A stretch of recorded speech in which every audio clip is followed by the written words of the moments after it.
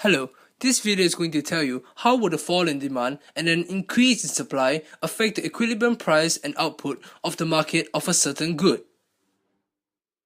The market of the good that this video is going to discuss is coconuts. Right. Anyway, what is the meaning of demand? Well, it is the willingness and ability of consumers to purchase coconuts at a given price and period of time, ceteris paribus. What about supply? Well, it is the willingness and ability of producers to sell coconuts at a given price and period of time, ceteris paribus. Now for some possible reasons for fall in demand. Coconut products are delicious and tend to make people say, But health campaigns are on the rise and now less people like coconuts. Or maybe failed advertisements? It's better to show than to tell.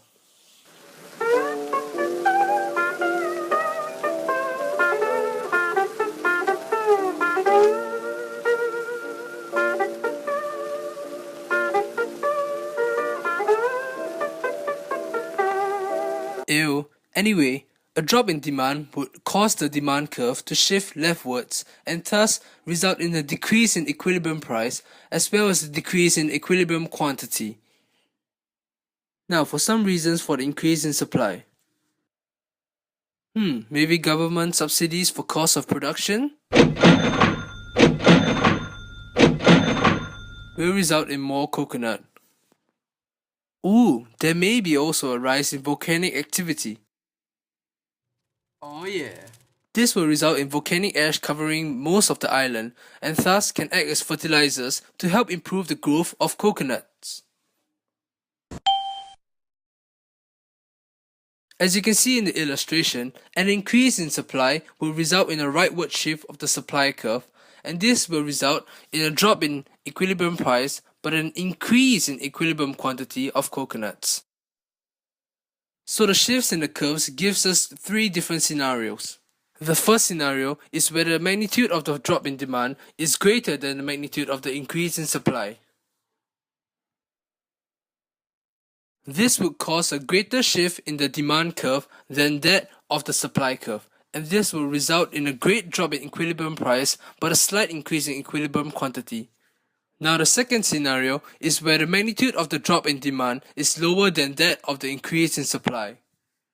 This would cause a large shift in the supply curve but a small shift in the demand curve, and thus there will be a slight drop in equilibrium price but a large increase in equilibrium quantity.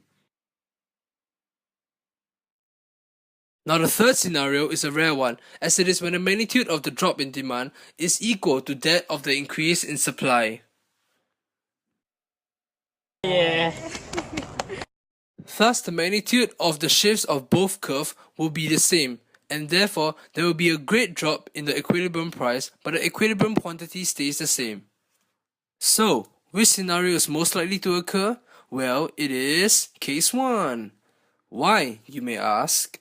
Firstly, we believe the health campaigns will be successful. No more coconuts, man.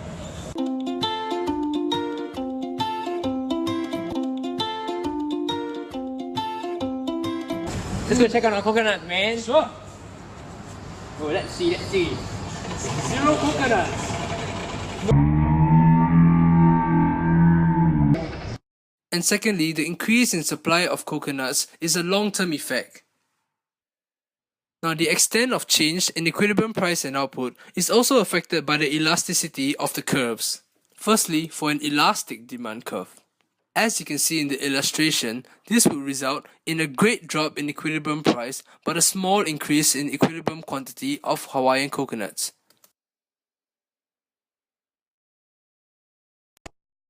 Well, what about an inelastic demand curve? As you can see in the illustration, there will be a huge decrease in the equilibrium price as well as a huge increase in the equilibrium quantity of Hawaiian coconuts. So in conclusion, what is more likely to be the nature of the curve? Well, we believe it to be elastic. This is because we believe there are many substitutes for coconut products, and also it is not a necessity. We hope you know better now. Bye!